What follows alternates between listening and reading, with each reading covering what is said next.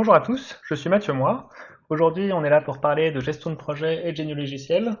L'idée, c'est que ce cours, c'est l'introduction générale à la gestion de projet au génie logiciel. Logiquement, vous devriez déjà avoir regardé une petite vidéo beaucoup plus courte qui va juste parler du principe du cours, l'organisation, etc., sur les aspects vraiment logistiques.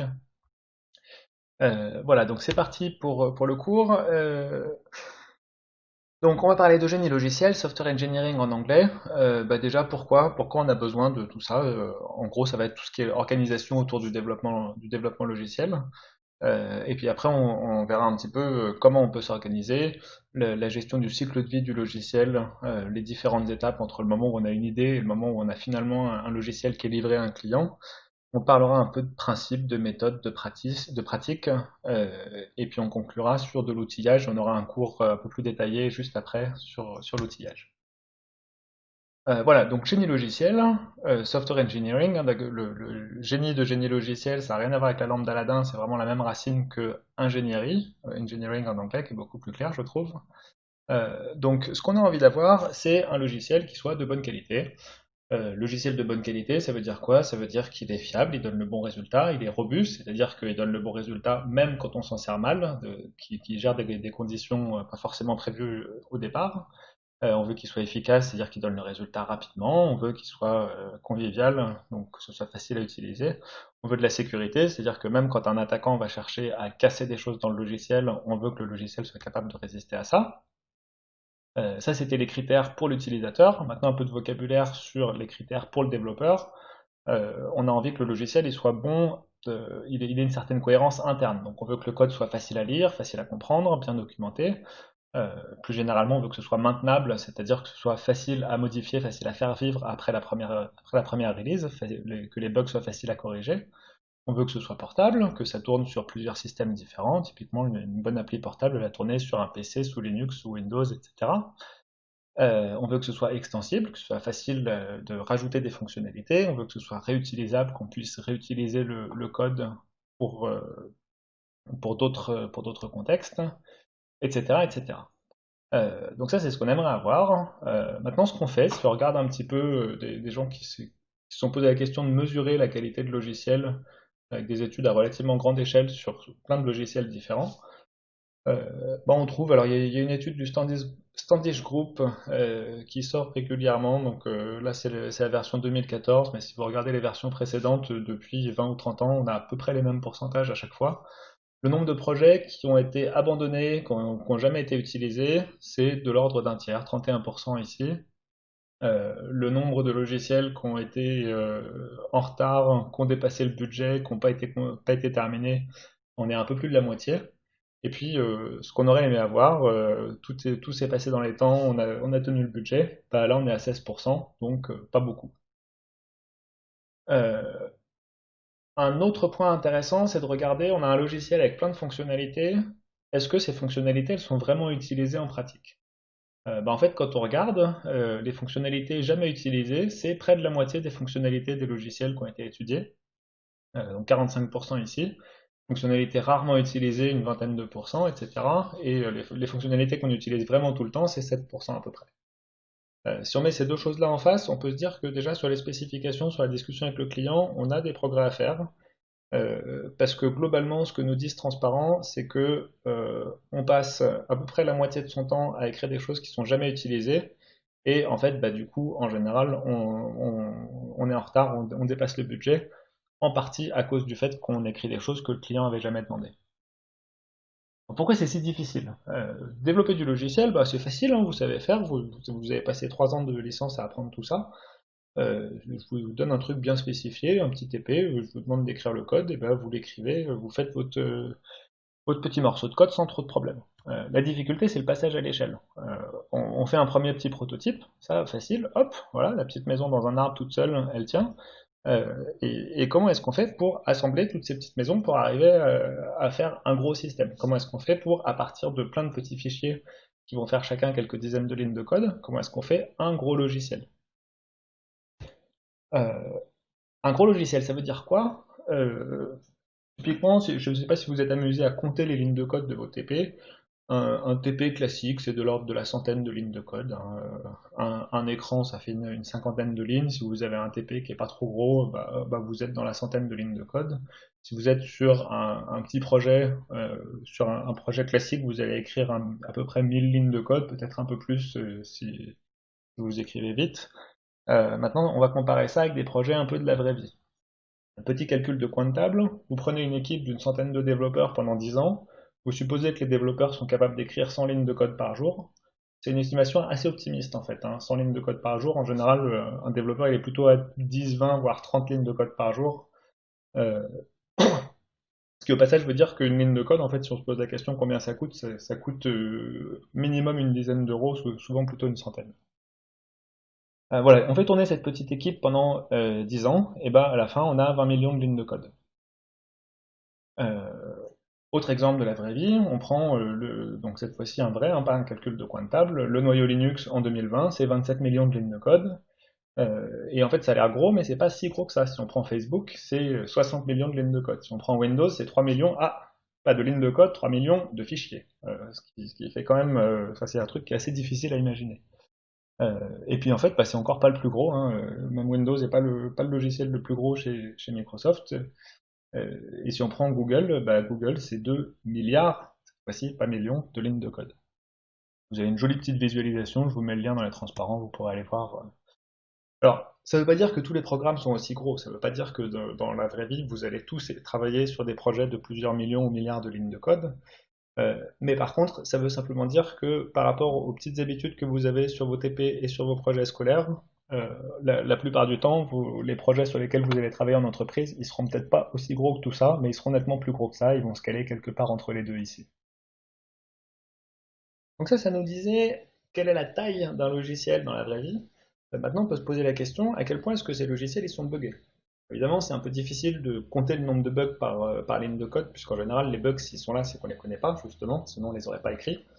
Donc il ne faut pas prendre ces estimations trop au pied de la lettre, mais c'est des estimations qui sont quand même relativement réalistes, qui donnent en tout cas un ordre de grandeur. Donc ici, on a une estimation de Steve McConnell qui dit la moyenne dans l'industrie, c'est entre 15 et 50 erreurs tous les milliers de lignes de code. Donc l'ordre de grandeur vraiment à la louche, c'est qu'un programmeur il écrit à peu près 1% de bêtises à chaque fois qu'il écrit 100 lignes de code. Il y a typiquement une bêtise, voire plus. Et donc l'analyse ici a été faite sur des applications Microsoft qui de réputation ne sont pas forcément les applications les plus stables, etc. On pourrait rentrer dans le débat, est-ce que c'est vrai ou pas, mais donc ça arrive quand même qu'un logiciel Microsoft plante en tout cas. Ici, ils sont plutôt en dessous de la moyenne dans l'industrie. Euh, donc pendant les tests, à l'intérieur de chez Microsoft, ils étaient à 10-20 défauts par millier de lignes de code.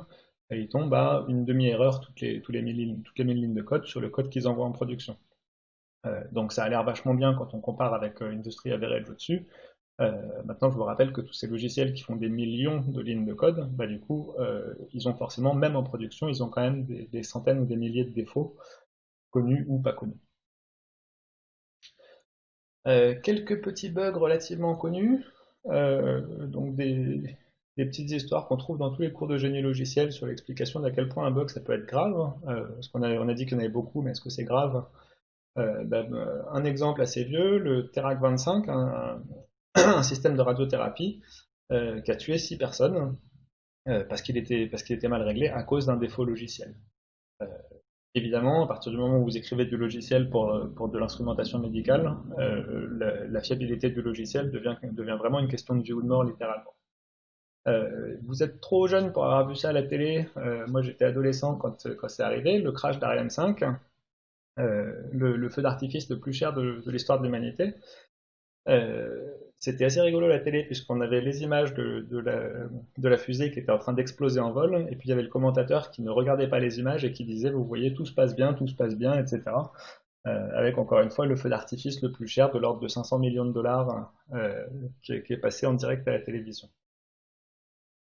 L'ironie du sort, c'est un truc assez rigolo sur ce crash d'Ariane 5, il a été étudié a posteriori, on sait d'où vient le crash, hein. Et en fait, il vient d'un morceau de code qui était parfaitement robuste, parfaitement bien testé, qui a très bien fonctionné sur Ariane 4, sauf que, en fait, Ariane 4 allait moins vite qu'Ariane 5, et il y avait un compteur qui comptait la vitesse de la fusée. Et la vitesse de la fusée, bah, elle tenait sur, je crois que c'était un compteur sur 16 bits sur Ariane 4, et elle ne tenait plus dans la taille du compteur sur Ariane 5. Donc dépassement de capacité d'un entier, d'un flottant, et explosion de la fusée qui s'est auto-détruite puisqu'elle a détecté un défaut. Autre petite particularité rigolote de ce crash, on peut se dire, bah, si on veut être sûr que ça plante pas, il n'y a qu'à faire de la redondance. On va avoir deux calculateurs qui vont chacun calculer le résultat, et s'il y a un des deux calculateurs qui crache, du coup on prend le résultat du deuxième. Il y en avait dans Ariane 5. Les deux calculateurs ont craché de manière parfaitement déterministe au même moment. Un autre exemple assez intéressant, le crash du Mont Saint-Odile. Euh, Là, on a un problème d'interface utilisateur, c'est-à-dire qu'on avait le même système d'affichage qui pouvait servir soit à l'altitude, soit à l'angle de l'avion, en fonction de certains modes. Et le pilote s'est trompé, et du coup, il a cru qu'il rentrait une certaine valeur, alors qu'en réalité, il était dans l'autre mode. Et l'avion est rentré dans une montagne. Donc c'est un bug d'interface utilisateur. C'est même pas vraiment un bug de logiciel au sens algorithmique qui a coûté la vie à 87 personnes ici. Un autre exemple assez rigolo, mais qui a pas dû faire rire tant que ça les concepteurs, la sonde Mars Climate Orbiter, euh, qui elle a eu un problème d'unité de mesure. C'est-à-dire qu'il y avait deux parties de logiciel qui chacune avait été bien testées, chacune de leur côté. Quand on les a mis ensemble, bah, la façon de communiquer, il y en a un qui envoyait une grandeur physique qui était en pan de force seconde, qui est un truc que seuls les Anglais sont capables d'utiliser, ou les Américains, et puis d'autres qui utilisaient le Newton seconde, qui est l'unité du système international.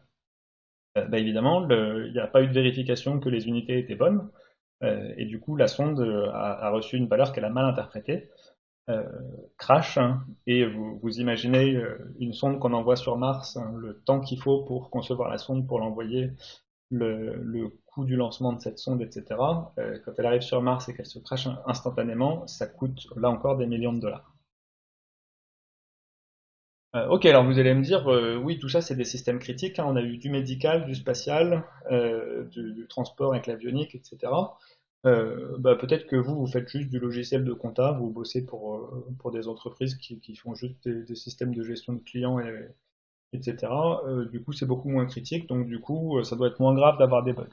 Bah, en fait, non, vous faites partie du jeu aussi, hein, vous inquiétez pas.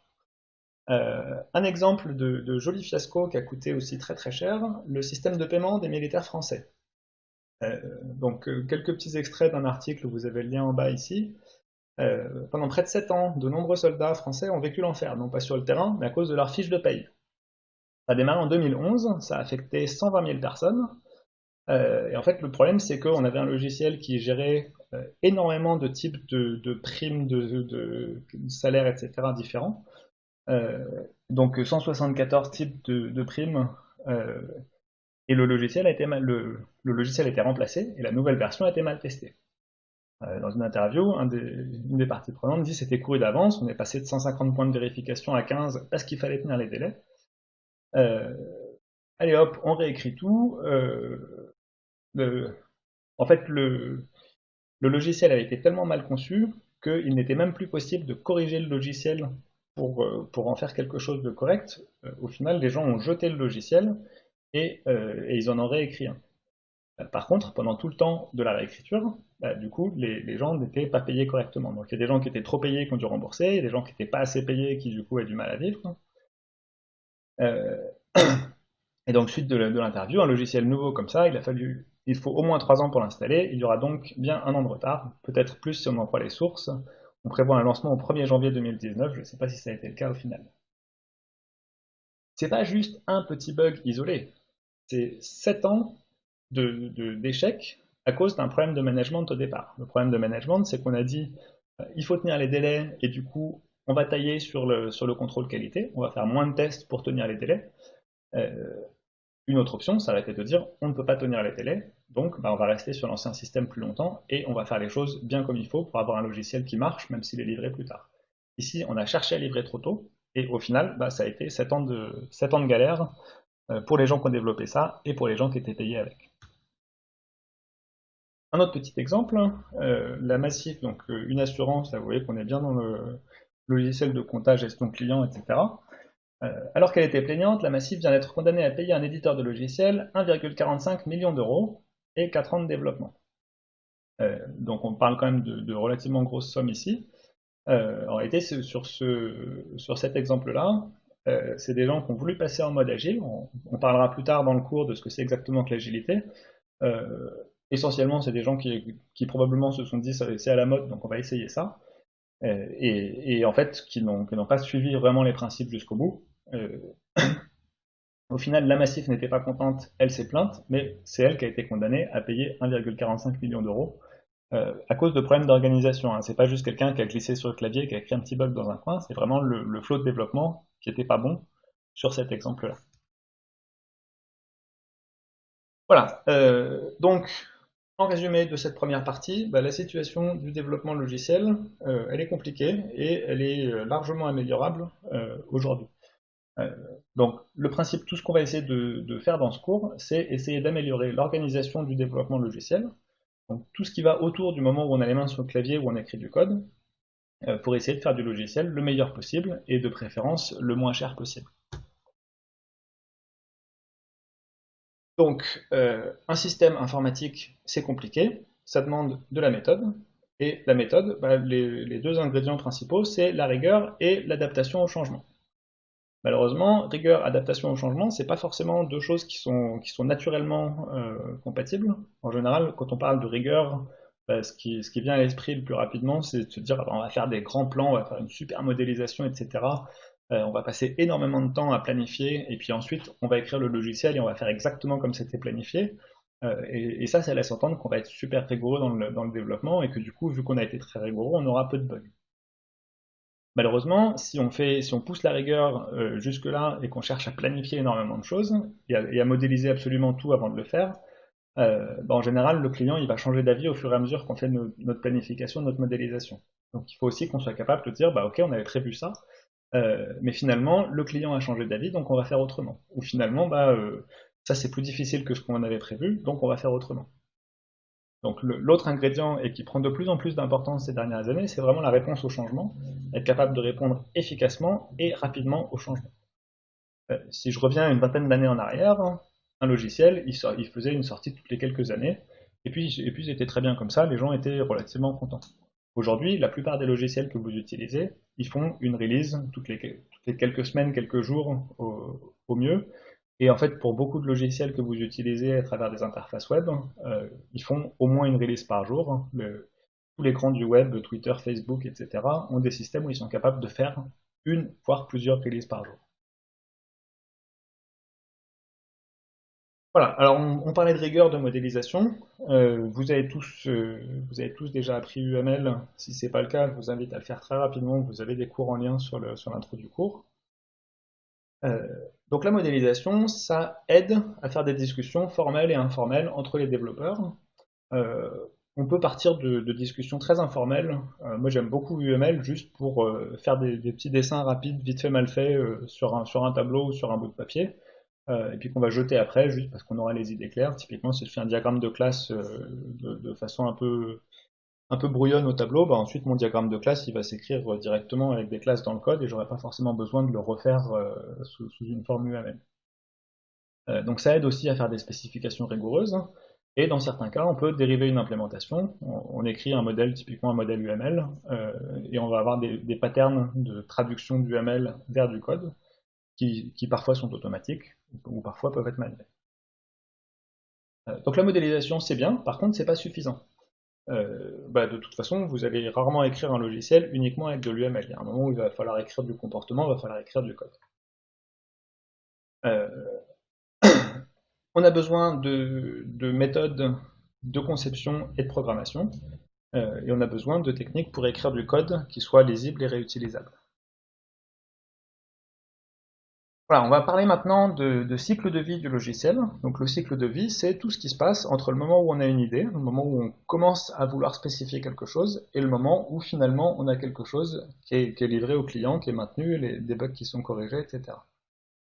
Alors il y a plein d'étapes là-dedans, donc juste pour fixer un peu le vocabulaire, euh, quelque part au moment de l'idée, bah, il y a l'analyse de besoins, il y a la définition des besoins. À partir des besoins, on va faire une conception, une analyse de ce qu'on cherche à faire. Il y a un moment où on va faire le codage et le débugage. Donc codage, j'écris le code, débugage, je vérifie qu'il marche sur quelques exemples. Ce que j'appelle débugage, c'est peut-être ce que vous avez appelé test dans une vie antérieure où vous n'aviez pas encore fait ce cours. C'est-à-dire le moment où vous essayez votre programme et s'il marche, vous êtes content. Le test, c'est pas ça. Le test, c'est j'essaye mon programme. S'il marche, je suis pas content, je continue à tester parce que je sais que forcément je suis un être humain imparfait, donc il y a des bugs dans mon code. Donc je vais tester pour chercher les bugs. Et on va y aller autrement plus fort quand on fait vraiment du test de la validation que quand on fait juste du debug où on va lancer le programme et on va vérifier qu'il marche sur quelques exemples. Euh, la validation qui consiste à vérifier que le code fait bien ce qu'on cherche, et puis évolution et maintenance. Donc évolution, je vais rajouter des fonctionnalités à mon logiciel. Maintenance, je vais juste m'assurer qu'il continue à fonctionner correctement, éventuellement faire des corrections de bugs. Donc l'analyse de besoins, définition des besoins, ça consiste à faire des spécifications, faire une analyse de faisabilité, éventuellement faire un prototype pour vérifier que l'idée qu'on a en tête et que le besoin qu'on a en tête est effectivement possible à satisfaire. Analyse et conception, là aussi on parle vraiment de spécification, on n'est pas encore dans la phase codage. On va faire des choix d'architecture. Donc un choix d'architecture, c'est les choses qui sont difficiles à changer a posteriori. Ça va être typiquement la décision, je fais une interface web, est-ce que j'utilise un framework ou est-ce que j'utilise pas un framework, par exemple. Euh, et puis petit à petit, des choix d'architecture qui sont des choix plutôt gros grains et difficiles à changer, ben, on va faire du design détaillé, choisir les algorithmes, choisir les structures de données qu'on va utiliser. Le codage, ben, j'en parle même pas, vous savez faire, hein. La validation, ensuite, c'est vérifier que le programme marche. Donc ça peut être fait de plein de façons différentes. On peut utiliser de l'analyse statique, c'est un programme qui va lire votre code et qui va chercher des bugs. On peut pousser jusqu'à la preuve, dans certains cas de système critique, on est capable de prouver mathématiquement qu'un programme fait bien ce qu'on cherche à lui faire faire. La revue de code, qui consiste à avoir un être humain qui regarde le code et qui cherche la petite bête pour essayer d'améliorer la qualité du code, pour essayer de trouver les bugs, pour essayer de les corriger, etc. Et puis évidemment le test, qui même quand on est très fort en revue de code et quand on est très fort en analyse statique, reste quand même très important pour vérifier que le programme s'exécute bien correctement. Évolution et maintenance, on peut faire de la maintenance corrective, c'est-à-dire corriger des bugs, ou on peut faire de la maintenance adaptative, typiquement porter un logiciel sur une nouvelle architecture ou des choses comme ça, de la maintenance évolutive où on va vraiment rajouter des nouvelles fonctionnalités. Voilà, à propos de maintenance, un conseil que j'ai envie de vous donner, c'est coder toujours comme si le bonhomme qui va maintenir votre code était un psychopathe violent qui sait où vous habitez. Voilà, pour parler un petit peu de maintenance, pourquoi c'est si important que ça la maintenance? C'est quelque chose que vous avez probablement jamais fait. En fait, quand vous faites un TP, vous me rendez votre TP et vous avez une note, et si votre TP est buggé, vous avez une mauvaise note, et puis ça s'arrête là. Si votre TP marche bien, vous avez une bonne note, ça s'arrête là aussi. Euh, Maintenant, dans la vraie vie, en général, on va pas rendre un truc au prof, on va rendre un truc à un client, et le client, il va forcément demander des modifications. Il y a forcément un moment où votre logiciel, il va tomber en panne, ou où il va falloir corriger des choses dedans. J'ai pas trouvé de chiffres plus récents que ça, mais ici, c'est une étude qui date du début des années 2000, enfin, une méta-étude qui résume plusieurs études qui chacune avait fait un pourcentage du coût de maintenance dans le coût du logiciel. Et ce qu'on voit, c'est que bah, déjà, c'est tout le temps au-dessus de 50%. Et puis, quand on regarde l'évolution des points dans le temps, bah, c'était aux alentours de 50% dans les années 80. Et puis finalement, plus le temps passe, et plus la part de la maintenance dans le coût du développement est importante. Ce qui veut dire que il vaut mieux, quand on écrit son code et quand on le vérifie, optimiser pour la maintenabilité que optimiser pour le développement initial. Si vous passez 2 fois plus de temps à écrire votre code, mais que vous divisez par 2 le coût de la maintenance, bah, vous avez multiplié par 2 le coût initial qui est de l'ordre de 30%, et vous avez divisé par 2 le coût de la maintenance qui va être plutôt de l'ordre de 70%. Donc au final, vous êtes largement gagnant. Donc c'est ce que j'entendais dans la petite blagounette du slide précédent, hein.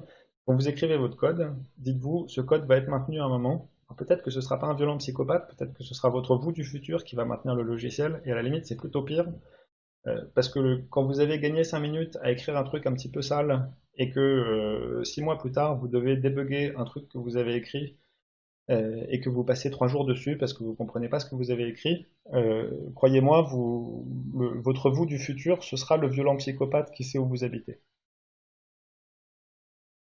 Voilà, alors si on veut essayer de sortir des chiffres, c'est vraiment à la louche, évidemment, hein, mais en gros, faut estimer que la partie codage, débugage, c'est vraiment la partie minoritaire, c'est de l'ordre de 20% du boulot. Et puis tout ce qui est en amont, faire des spécifications, discuter avec le client, et tout ce qui est en aval, valider que tout ça marche bien, bah, finalement c'est plutôt ça la majorité du coût du développement. Voilà, alors on va parler, donc on a vu les étapes du cycle de vie. Maintenant, comment est-ce que ces étapes s'articulent? Comment est-ce qu'elles s'enchaînent? Bah, ça peut être fait de plusieurs façons. Essentiellement, il y a deux grandes catégories. Il y a le cycle en V, waterfall, et puis les versions plus incrémentales. Le waterfall, ça consiste à avoir une série d'étapes, et l'idée c'est qu'on commence par ce qui est là-haut, et puis à chaque étape, on a le droit de regarder l'étape suivante et l'étape précédente. Donc quand on fait l'analyse de besoin, on l'a fait avec l'idée qu'il va falloir faire le design derrière. Quand on fait le design, on peut éventuellement revenir sur une need analysis si on se rend compte au moment du design qu'on s'est trompé là-haut. Et on a le droit de faire ça en réfléchissant au fait qu'on va faire du codage derrière. Par contre, quand on est en train de coder, on s'interdit de revenir en arrière jusqu'à l'analyse de besoin. Et donc le développeur, c'est pas son boulot de dire au client non, ça c'est pas possible, je pense que c'est pas ça dont tu as besoin. Euh, une fois qu'on a fini le codage, on commence la validation. Et je dis bien une fois qu'on a fini, on commence dans ce cycle waterfall. On verra après pourquoi c'est pas une si bonne idée que ça. Et puis, bah, une fois qu'on a fait cette validation, on peut envoyer au client et on peut commencer la partie évolution maintenance. Une autre façon de dire à peu près la même chose, mais avec un dessin qui va être différent sur les slides, c'est le cycle en V. Donc le principe du cycle en V, là j'ai à peu près les mêmes étapes, mais je pars en haut à gauche ici, j'ai les spécifications gros grains, et puis au fur et à mesure que je descends dans ma branche du V, je vais avoir des spécifications de plus en plus détaillées. La pointe du V ici, c'est le codage, c'est vraiment la mise en œuvre. Et puis ensuite, on va remonter sur la validation. Donc ici, on spécifie des choses de façon détaillée et les tests unitaires vont permettre de tester les briques de base qu'on a spécifiées de l'autre côté. Et puis ensuite, quand on a fait nos tests unitaires qui permettent de vérifier chaque brique, on va vérifier que les briques s'assemblent bien. Donc on va faire du test d'intégration. On va faire le test opérationnel le plus proche possible des conditions chez le client. Et puis ensuite, on finit sur la maintenance et l'évolution.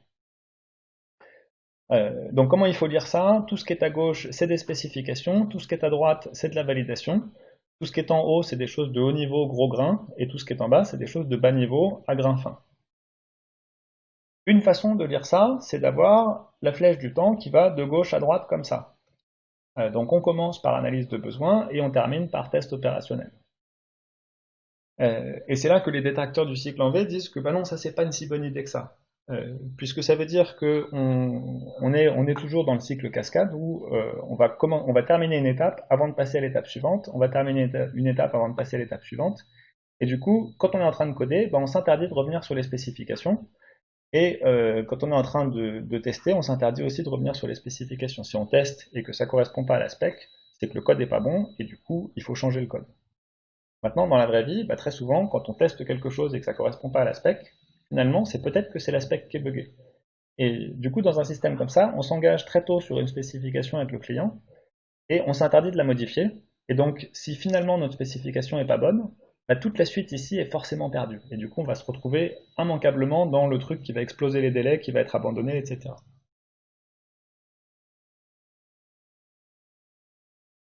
Donc pour résumer ça de manière un peu plus textuelle, le principe directeur du cycle en V, cycle waterfall, on va dire que c'est la même chose au moins en première approximation, c'est que les interactions se font toujours entre deux étapes successives.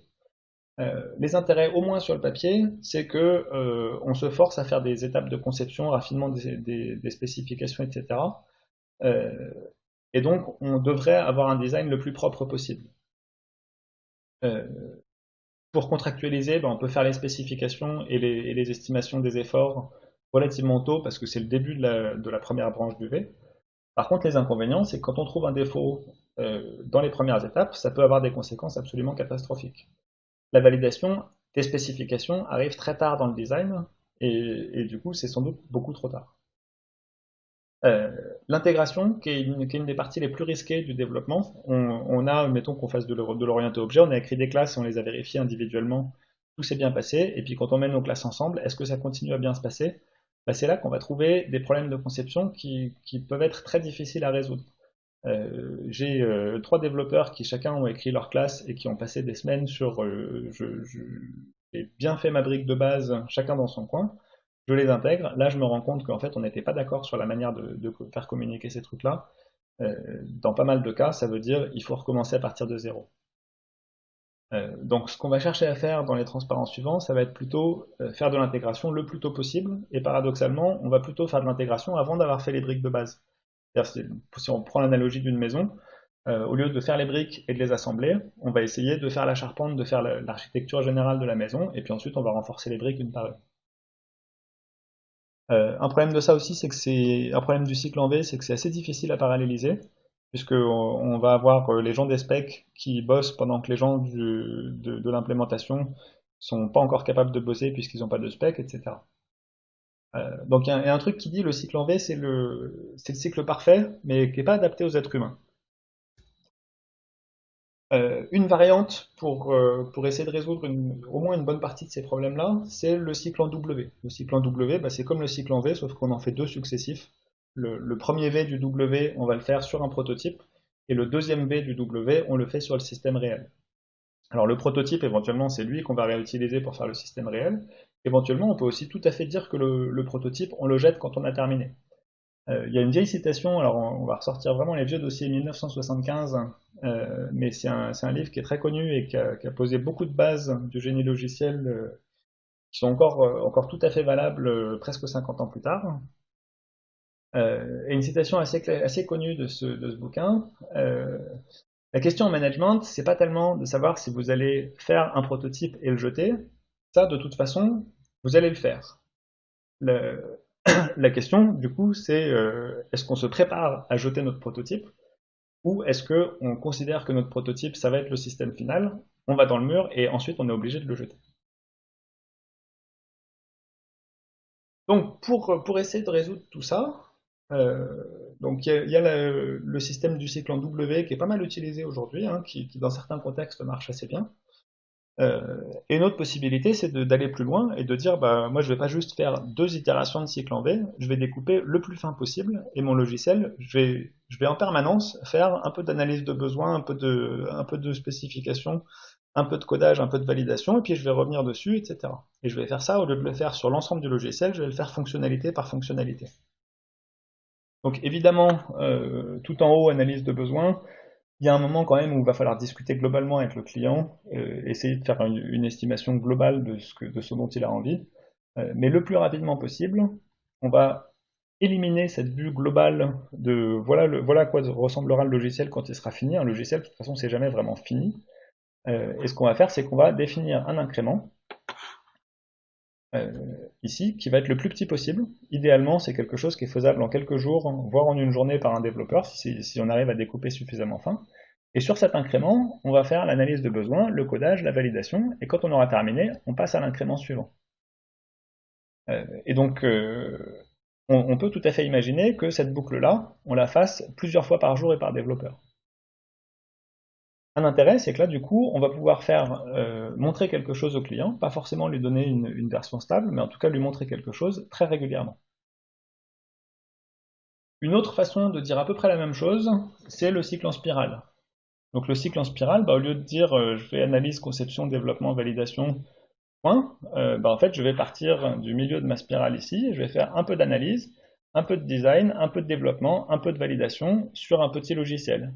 Et puis après je vais itérer sur un logiciel qui du coup sera un peu plus gros, je vais refaire un peu d'analyse, je vais refaire un peu de design, je vais refaire un peu de développement, je vais refaire un peu de validation. Et puis je recommence, etc. Jusqu'à ce que le logiciel soit fini peut-être, et puis en fait probablement juste jusqu'à ce que je sois content, jusqu'à ce que j'ai plus envie de développer de dépenser d'argent sur ce logiciel. Donc finalement, on peut s'arrêter un peu quand on veut, puisque on a des versions délivrables du logiciel très régulièrement. Donc en cycle incrémental, le principe directeur, c'est je divise mon programme en petites portions qui vont chacune être analysées, codées et testées. Les intérêts, c'est que je vais me rendre compte le plus rapidement possible des problèmes. C'est-à-dire que le premier moment où je fais de la validation, il arrive dans les jours qui suivent le démarrage du projet, il arrive peut-être même dans les heures qui suivent le démarrage du projet. Et donc si je pars sur une fausse piste, je vais m'en rendre compte très rapidement. Je suis capable d'avoir des prototypes très rapidement, du coup de les montrer au client et du coup d'obtenir du feedback. Ça aide la validation en continu, puisque du coup, bah, je peux tout à fait avoir une base de test qui va s'enrichir petit à petit et qui va tourner régulièrement, toutes les nuits, ou à chaque fois que je fais un push, on reviendra là-dessus dans le cours sur les outils. Euh, et donc on peut faire de la validation en permanence. Ça permet de faire des releases time-based, c'est-à-dire je fais une release quand j'ai envie, quand par exemple je décide que tous les premiers du mois je fais une release, par opposition aux releases feature-based où on va dire bah, la version suivante du logiciel elle contiendra ça, ça, ça et ça comme fonctionnalité et je verrai quand je suis prêt. Là aussi, si on revient un petit peu en arrière, bah, à une époque, on faisait beaucoup de feature-based où les gens disaient voilà ce que j'ai envie de mettre dans la prochaine version de mon logiciel et je verrai quand je suis prêt. Et en général, bah, on faisait une première estimation, on disait je pense que la version 2.0 de mon logiciel elle sortira dans 6 mois. Et puis en pratique, bah, faut souvent multiplier les délais par 2 ou 3. Euh, donc on avait des releases qui étaient relativement rares. Si je prends le noyau Linux par exemple, bah, c'est comme ça que ça marchait, hein. Linus Torvalds sort la version 2.0 de Linux. Il y a une version de maintenance, il y a une branche de maintenance qui va sortir qui va être 2.0.1, 2.0.2, etc. Et puis il y a une branche de développement qui va être la 2.1. Et pendant très longtemps, dans cette branche 2.1, on va rajouter des nouvelles fonctionnalités. Et vu que c'est une branche de développement, c'est pas hyper grave si c'est pas hyper stable. On rajoute des fonctionnalités, on rajoute des bugs, et au bout d'un moment, on se dit bon bah maintenant, il faudrait sortir la 2.2. La 2.2 qui va être la version stable qui suit la 2.0. Et ben en général, ça mettait super longtemps pour stabiliser tout ça. Et du coup, bah, par exemple, un exemple qui m'a concerné quand j'avais à peu près votre âge, le support de l'USB dans le noyau Linux, c'est arrivé à un moment, et puis le moment où la version stable contenait le support de l'USB, c'est arrivé 1 ou 2 ans après. Bah, moi j'avais un ordinateur sous Linux avec des ports USB, bah, j'étais pas très content parce que je pouvais pas utiliser mes ports USB. Le code qui s'occupait du support était là, mais par contre on avait un cycle de release qui était très très long, et du coup je pouvais pas utiliser le port USB sur ma machine. On revient sur le noyau Linux. Un jour, Linus Torvalds sort la version 2.6 du noyau. Et il dit, oh, exceptionnellement, je vais autoriser des gens à rajouter des fonctionnalités dans la 2.6.1, la 2.6.2, etc. J'ai pas envie de partir sur une branche de développement qu'on va casser et qu'on va réparer plus tard. J'ai envie de rester pendant un moment, on va rajouter des fonctionnalités, on va voir combien de temps ça tient. Et bah ça a tenu, et en fait, on n'est plus jamais reparti sur un modèle avec des branches de développement, des branches stables. Le noyau Linux est capable de sortir une nouvelle version tous les quelques mois. Il n'y a pas forcément tout ce qu'on aurait voulu dedans, parce que des fois, il y a des trucs qui n'étaient pas prêts et qui du coup se font éjecter d'une release et seront prêts pour la release suivante. Par contre, on est capable d'avoir des nouvelles versions du noyau avec des nouvelles fonctionnalités, avec du nouveau support matériel qui sort très régulièrement. Voilà, on revient sur notre cycle incrémental. On a dit que la première chose à faire, c'était de définir ce que c'était qu'un incrément. Alors, définir un incrément, on peut le faire informellement, on discute, on se dit, bah, aujourd'hui on va faire ça, hop, voilà, c'est tout. Si on a des spécifications, on peut dire que c'est un sous-ensemble des spécifications.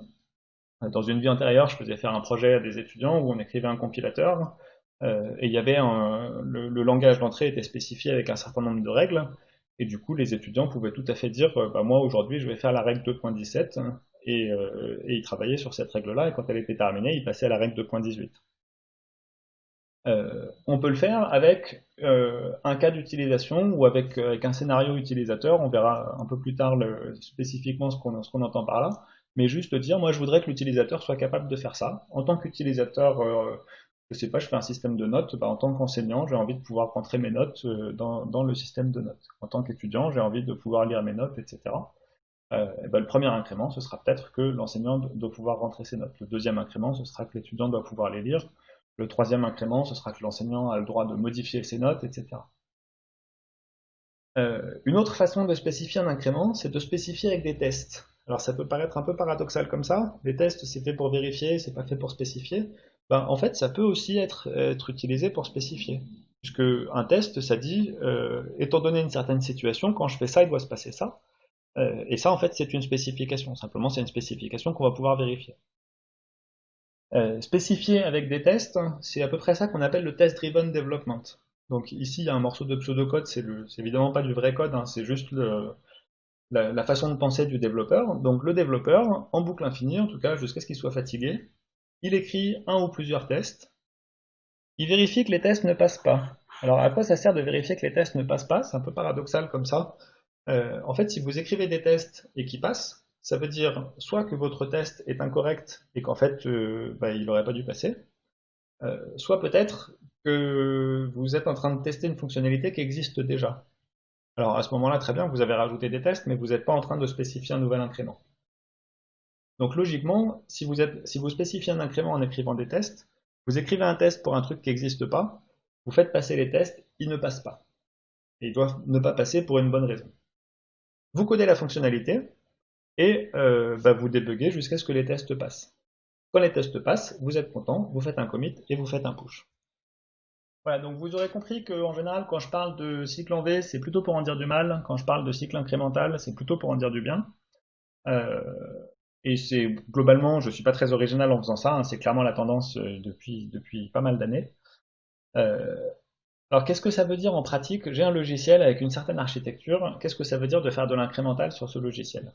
On va prendre un exemple avec une petite appli web. Donc mon appli web, elle a plusieurs fonctionnalités que j'ai appelées feature A, feature B, feature C, etc. Sur mon petit diagramme ici.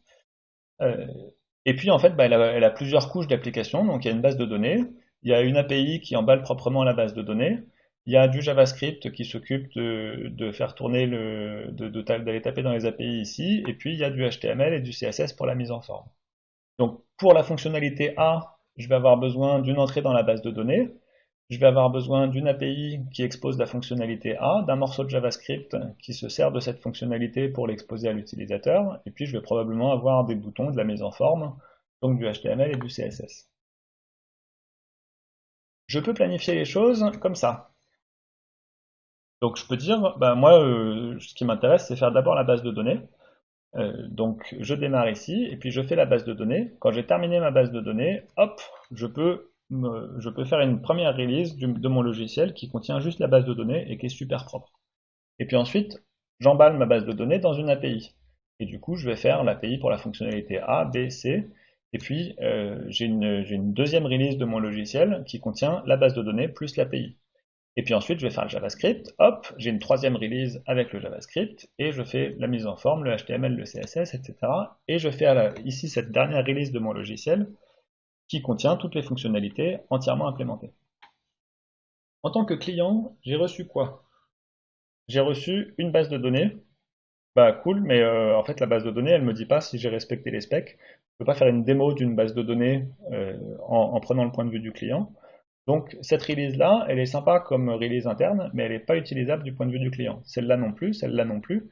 Et le premier moment où le client va pouvoir dire ah chouette, c'est bien ce que j'avais envie, ou ah non, c'est pas du tout ce dont j'avais envie, bah, en fait c'est à la toute fin du développement. Donc là, je peux vous dire que si votre logiciel il ne plaît pas au client, bah trop tard. Tout ce que vous pouvez dire au client, c'est fallait le dire plus tôt. Je peux changer mon planning et je peux dire bah, je vais faire la fonctionnalité A en entier. Et ici, je vais faire une première release de mon logiciel qui contiendra seulement la fonctionnalité A. Alors ce sera peut-être pas terrible, je reprends mon système de gestion de notes. Si la première fonctionnalité c'est rentrer les notes et que je peux pas consulter les notes, clairement c'est pas utilisable. Par contre, je peux faire une démo. Je peux montrer au client, regardez comment on rentre les notes sur mon logiciel. Il peut me faire un feedback. Donc j'ai du feedback ici au bout de un quart du développement de mon logiciel, alors que tout à l'heure je l'avais au bout de 90 voire 100%. Ensuite je fais la fonctionnalité B. je fais toutes les couches, et je peux faire un proto, je peux faire une release. Je fais la fonctionnalité C, pareil, fonctionnalité D, pareil. Voilà, alors dans les petites flèches que j'ai fait en dessous, la base de données ici, j'ai envie de faire des tests sur juste ma base de données. Mon API, j'ai envie de tester mon API unitairement. Donc c'est des blocs que j'ai envie de tester, mais par contre, c'est pas forcément des blocs que j'ai envie de développer d'une traite. Et j'ai pas forcément envie de dire, bah, quand je commence mon API, je vais terminer mon API. D'autant que la notion de terminer, elle n'est pas forcément pertinente. Ici, si je veux rajouter, finalement, on se rend compte qu'il y a une feature E que j'ai envie de faire aussi. Et ben, je pourrais tout à fait la rajouter dans mon planning et je pourrais la rajouter quand j'aurai terminé la fonctionnalité D.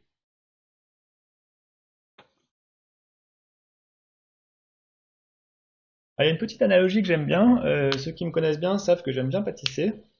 Et donc, bah, à la place de faire du logiciel, on va faire une pâtisserie, on va faire un gâteau. Hop.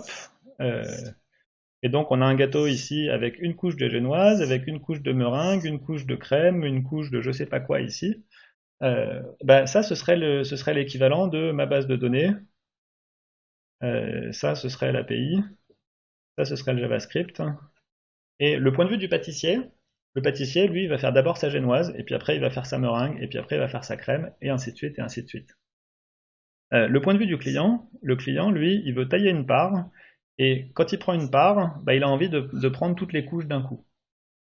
Et l'idée du développement incrémental, ça va être de prendre plutôt le point de vue du client et de dire, bah, quand je prends une part de gâteau, j'ai envie de prendre et de fabriquer une part de gâteau d'un coup. Donc c'est un petit peu paradoxal puisque le développeur logiciel, il va pas s'organiser du tout de la même façon que le pâtissier.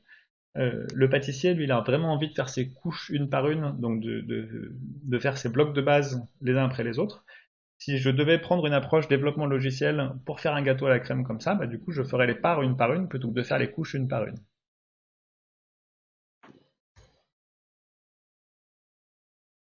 Voilà, donc on a vu pas mal de choses, de vocabulaire, de façon de s'organiser. Euh, Vous trouvez des espèces de packages, voilà la super méthode pour réussir dans la vie, pour faire du meilleur logiciel, etc. Alors là aussi, je veux fixer un peu le vocabulaire sur ce que c'est que des principes, sur ce que c'est que des méthodes et ce que c'est que des pratiques. Les principes, c'est des directions générales. Par exemple, si j'écris notre priorité maximum et notre priorité la plus importante, c'est de satisfaire le consommateur.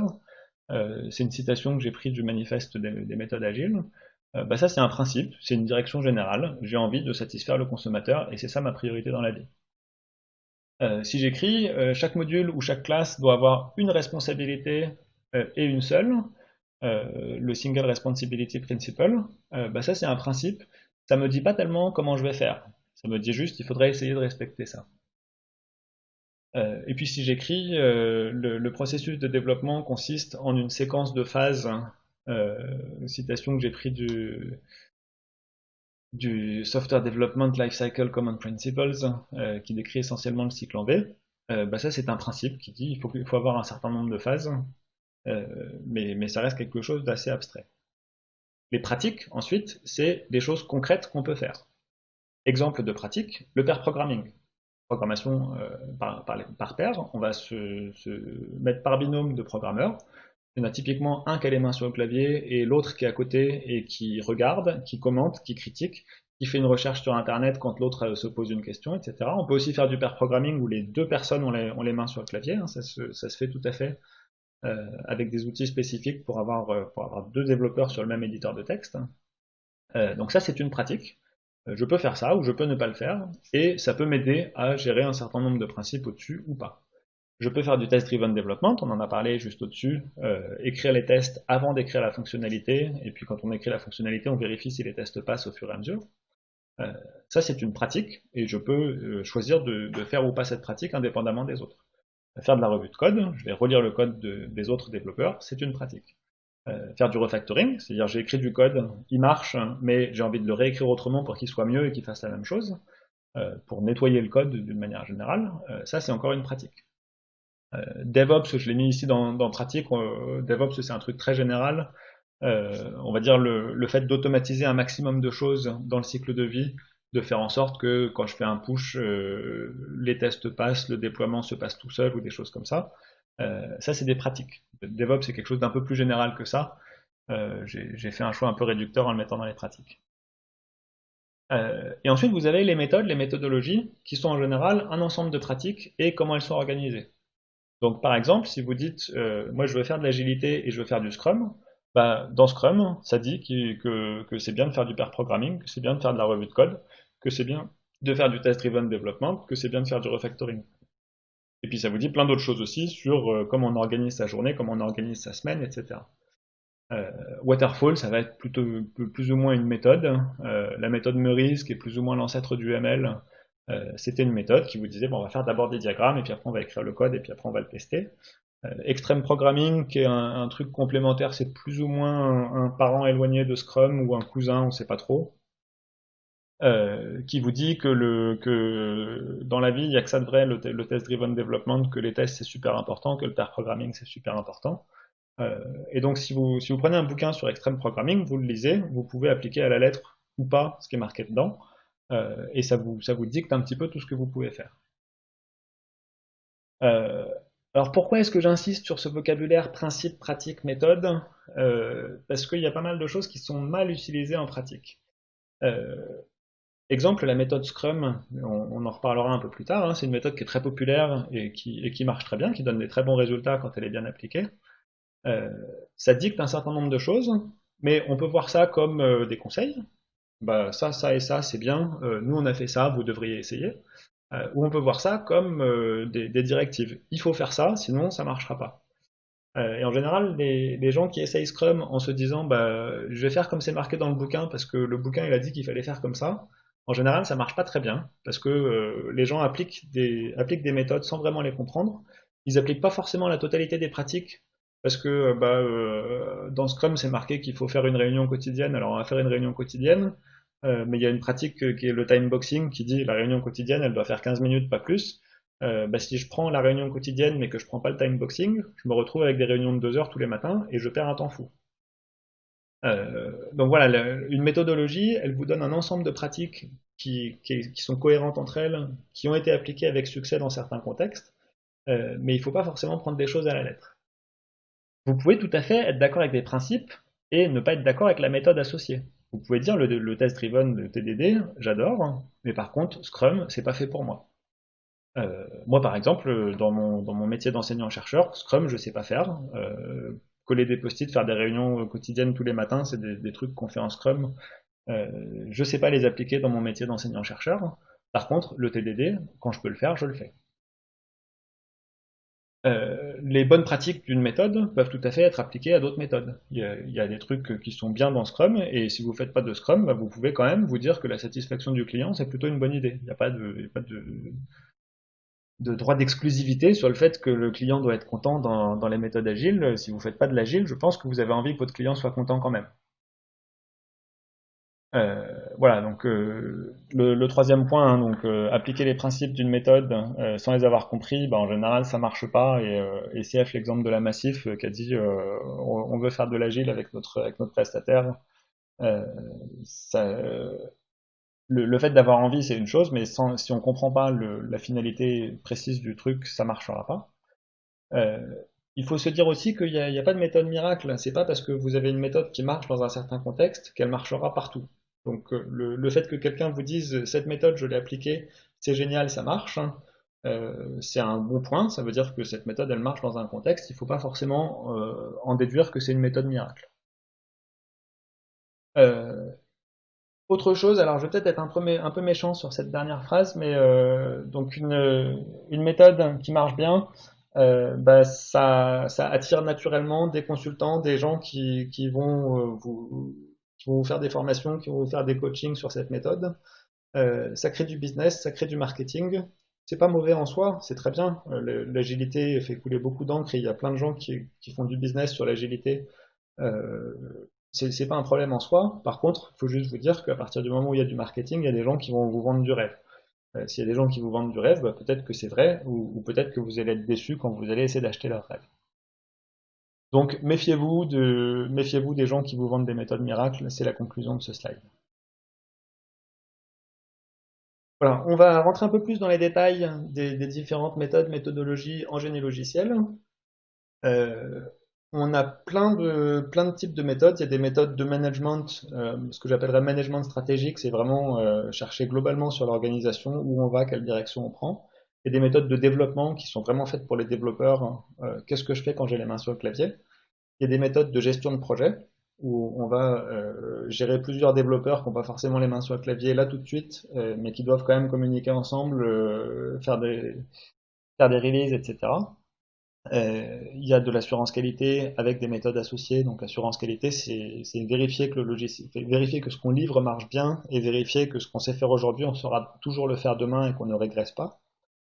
Nous, on va s'intéresser plus précisément aux deux du milieu, hein, méthode de développement, méthode de gestion de projet. Euh, et donc des méthodes de développement, ça sert à faire des systèmes opérationnels, à s'organiser dans son boulot, à gérer le cycle de vie du projet, à gérer les coûts, à gérer les risques.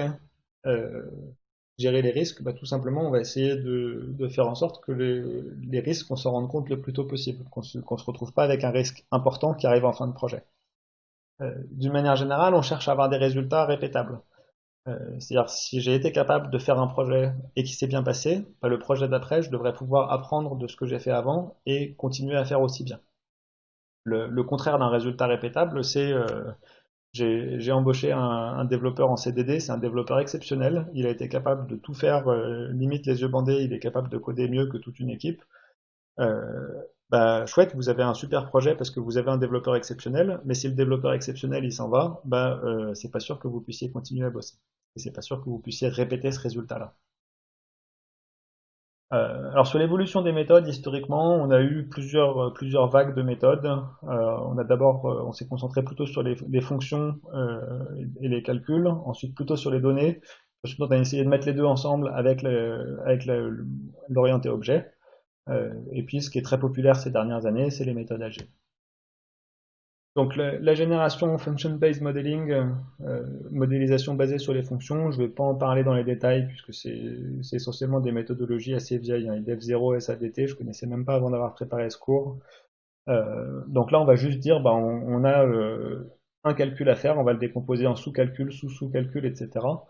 Le problème, c'est que on a un truc qui est hiérarchique où quand on change quelque chose, en général, chaque changement va avoir un impact sur pas mal de choses. Et donc, changer un petit détail dans un coin, ça peut remettre en cause la totalité de l'architecture du logiciel. Donc ça, on le fait plus trop. Ce qu'on cherche à faire, alors le mot-clé systémique, il va revenir dans pas mal de méthodes. Une approche systémique, c'est simplement une approche où je vais essayer de prendre en compte la totalité des éléments que j'ai.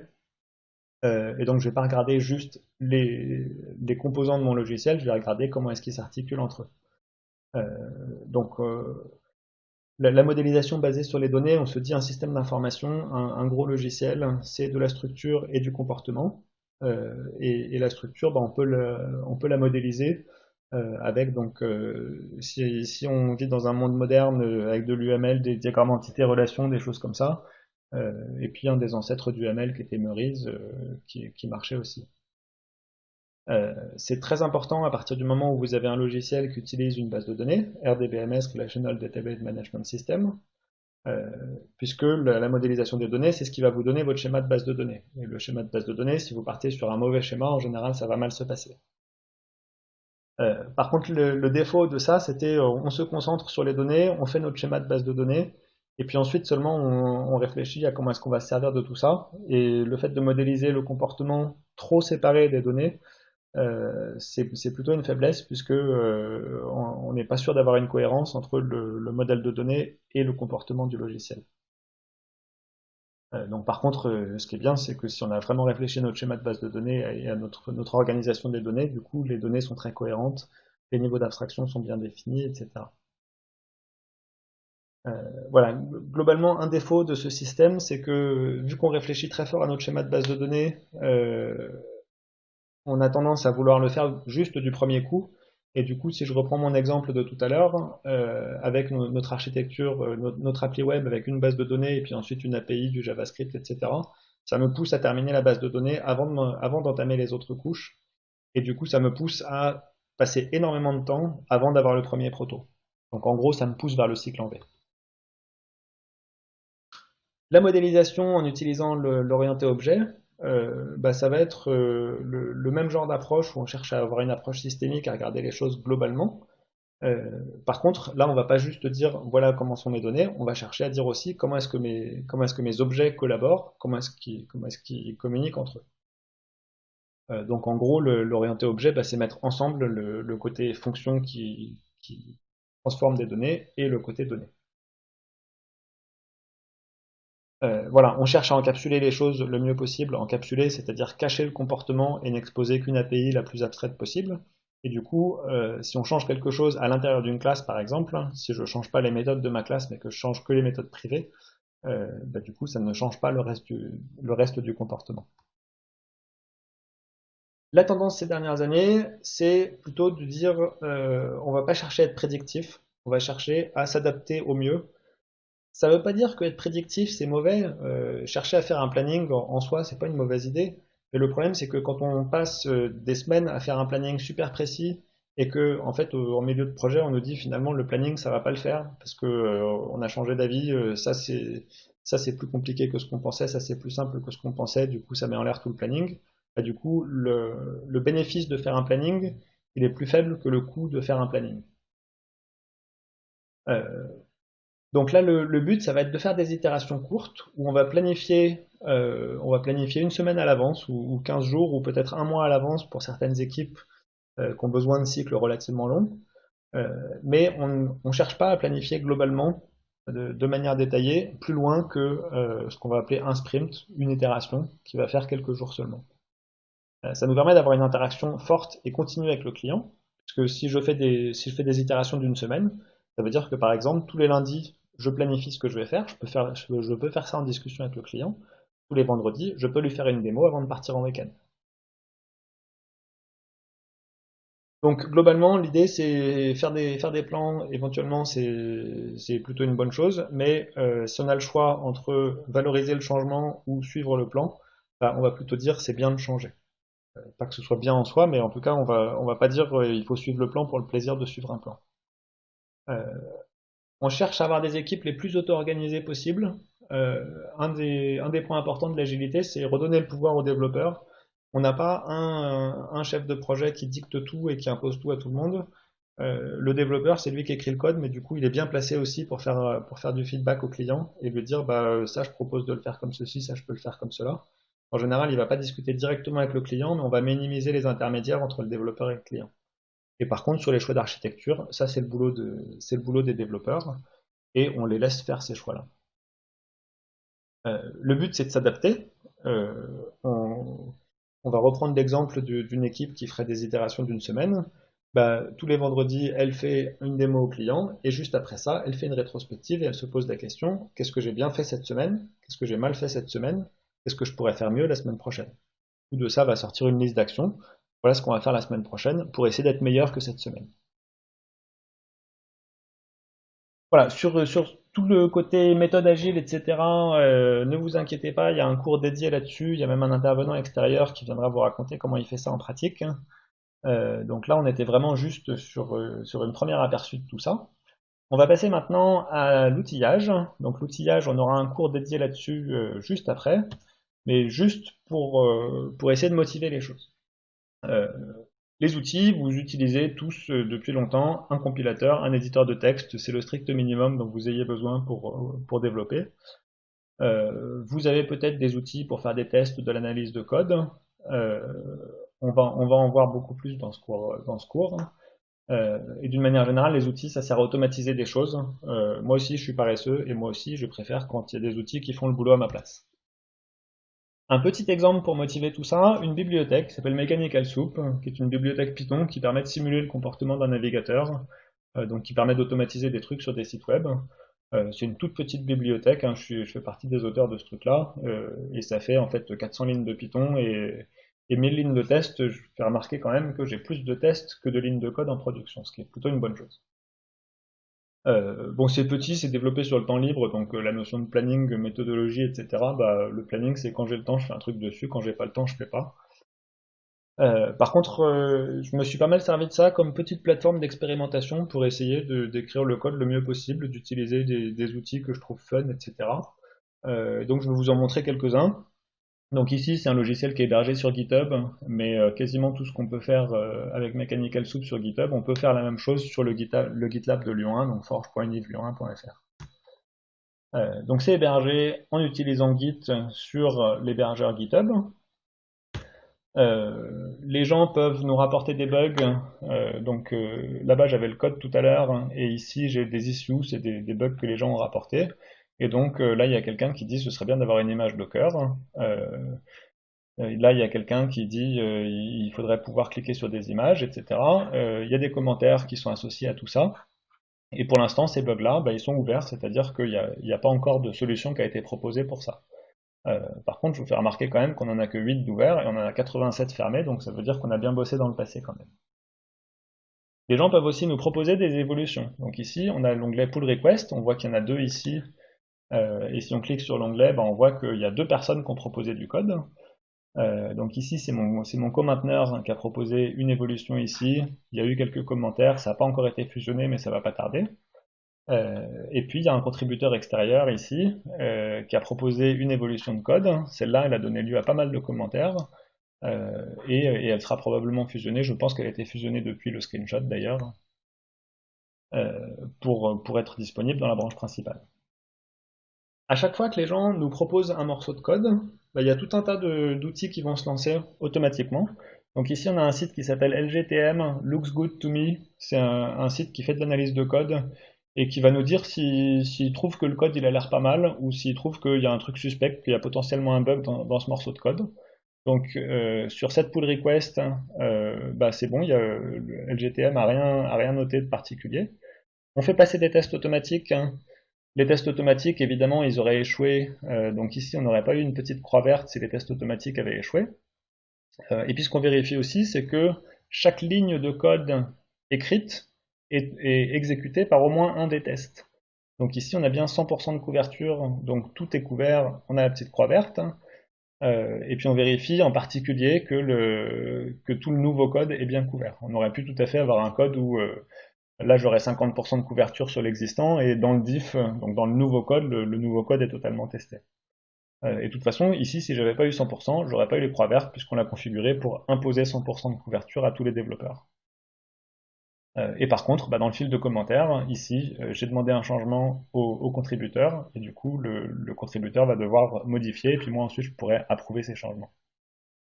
Donc tout ça c'est fait, alors ça c'est manuel parce que c'est moi qui ai demandé un changement, tout ça c'est fait automatiquement à partir du moment où n'importe qui, que ce soit moi ou un contributeur externe, propose un changement sur ce logiciel. À chaque fois que je développe un nouveau truc, il y a une documentation qui est générée automatiquement.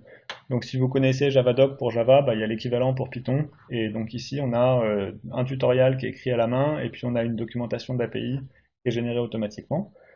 Et on a un site qui s'appelle readthedocs.io qui s'occupe de télécharger la dernière version, de la compiler les documentations, de mettre la documentation en ligne. Et donc cette documentation, elle est à jour par construction, parce que si jamais j'avais fait une modification, de toute façon, le site serait allé la chercher. Voilà, les pull requests, c'est vraiment le truc méga pratique, que ce soit sur GitHub ou GitLab, on y reviendra la prochaine fois. N'importe qui peut soumettre une pull request puisque mon dépôt est public. N'importe qui n'a pas le droit d'écrire de manière forcée dans mon code. Par contre, n'importe qui peut proposer des choses. Et donc n'importe quel pull request, ça déclenche le build, la suite de tests, vérification de la couverture, du style, de l'analyse statique. Et si n'importe quoi de tout ça échoue, s'il y a une ligne de plus de 80 caractères, s'il y a un espace mal placé n'importe où, ça échoue et je ne fusionnerai pas la pull request.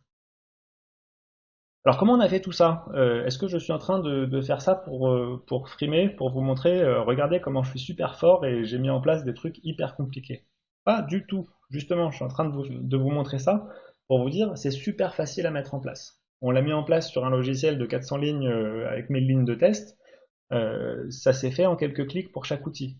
Le truc le plus compliqué, c'est sans doute la configuration des tests automatiques, qui est un fichier de config de 30 lignes. Donc c'est vraiment un truc tout petit, c'est extrêmement facile à mettre en place, et vous allez le mettre en place sur vos TP.